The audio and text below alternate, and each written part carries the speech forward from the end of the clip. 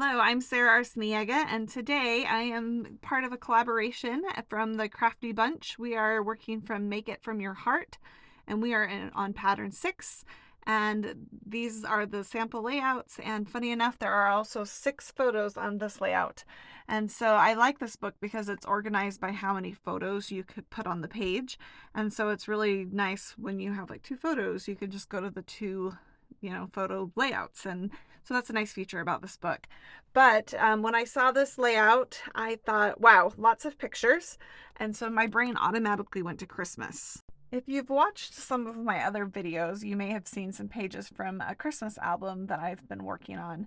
I have my Christmases mostly documented in our annual family albums, but I wanted an album where I put all of our Christmas pictures, like do a spread for each year. I thought it would be a fun addition to put out with the rest of our Christmas books at Christmas time.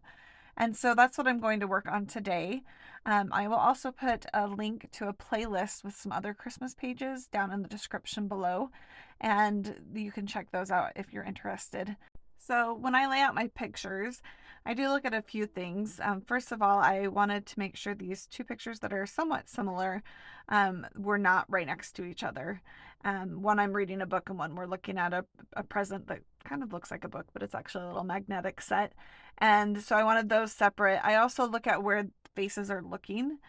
I tried to make sure faces are looking in towards the layout and not off of the layout. So I will put my title actually on the left-hand side there. I'm not going to put any pictures there. On the right side, I added one additional picture because I am putting my title on the left. And so those are the differences between the sketch and what I did here. So I'm going to bring in a large piece of candy apple. Right now I have it spanning the whole width of the page, but I am not certain that that's how I will keep it. And I put the white there. It looks a little stark right now, but once I get some other things on it, it doesn't, it loses that. And so I bring in my photo mats. The sketch does call for 3 different colors of mats. Basically, you have a row for each color. I personally I've scrapbooked for a long time, and when I was younger, I did a lot of different colors on one page, and I got to, not that there's anything wrong with that, but I did get to the point where I just kind of enjoy one color typically for the photo mats, and so I stuck with the candy apple red for all of my photo mats. It might be boring, but it's what I like. So I'm going to go ahead and take my photos off, and I want to add a border around the edge of my page. So I'm taping down my jade paper so it doesn't shift while I do this. Here I have my T-square ruler. I basically start at the 1/4 inch mark, and I'm just doing dashes all the way down. Because there's measurements at the top and the bottom of the Versamat, it's really easy to get that nice straight line. And another thing I enjoyed about this, sometimes when I've done dashes and I'm going all the way around in a border, I just get going and I go all the way down to the bottom of the page. But you want to actually stop at the 1/4 inch or wherever your border is. And sometimes, like I said, I just get going and it's hard to stop. And the Versamat helped me kind of remember I was supposed to stop. So that was helpful. So for my title, I am using the stamp that came out in the November and December catalog. Unfortunately, it's not available anymore, but it just has really cute letters that are made out of Christmas icons. And so I actually made a card that was part of a card workshop that I did locally here, and it was one of the options for people to make. And so I am using that as a spacing guide. So I get a little preview of what it's going to look like, and then I bring in some thin cuts, and I put the year 2013. And so I'm once again using this as a spacing guide as I stamp, and so I'm using intense black so I can use my alcohol markers to color this in without it bleeding. And so I get the C stamped. Sometimes I draw a line. I thought with this being at the top, I could use that just kind of as my line to, make sure things were straight.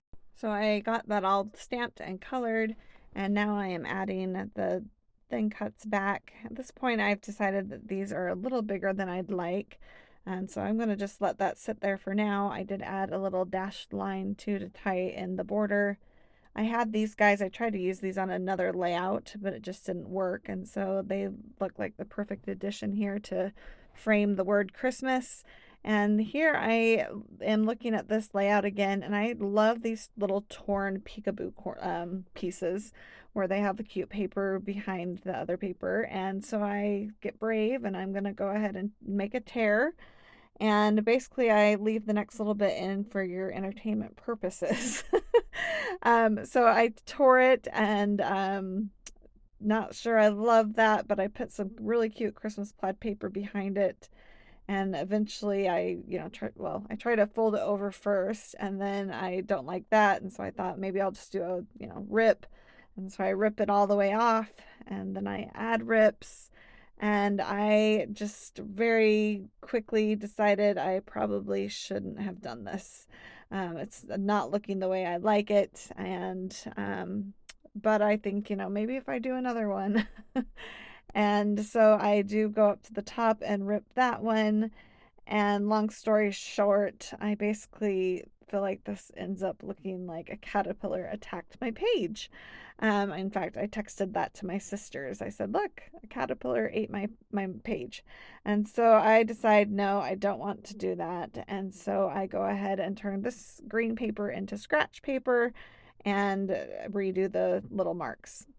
Then I'm reminded that in the newest catalog, there are some thin cuts available. This catalog goes live March 1st.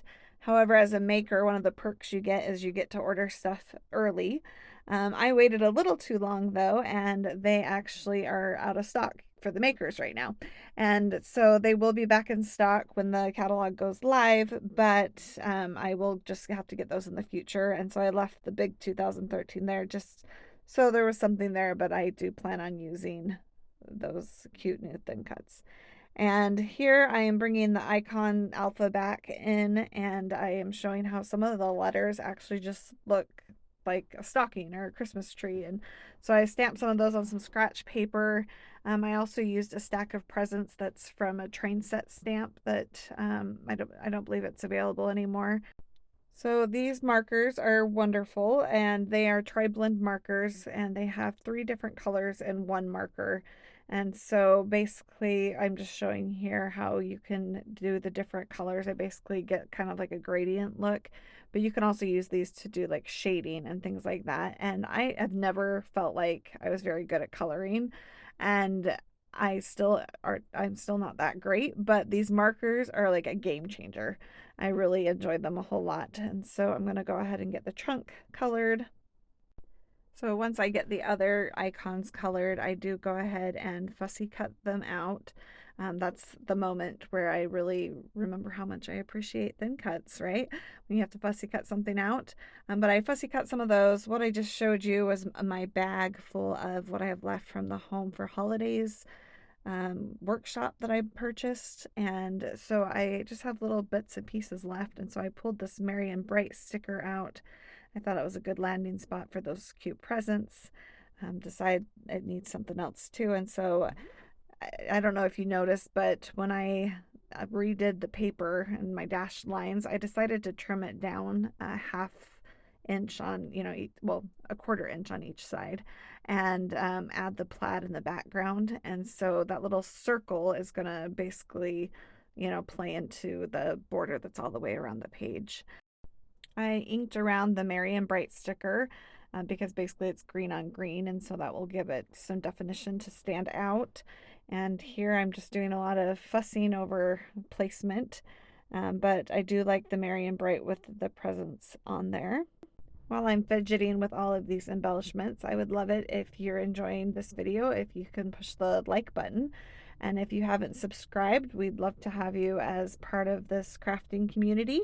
And I'm ready to move up now to the top embellishment. I basically did a diagonal line on the right page of embellishments. So I have a small, cluster at the bottom, and then I'll do one here at the top.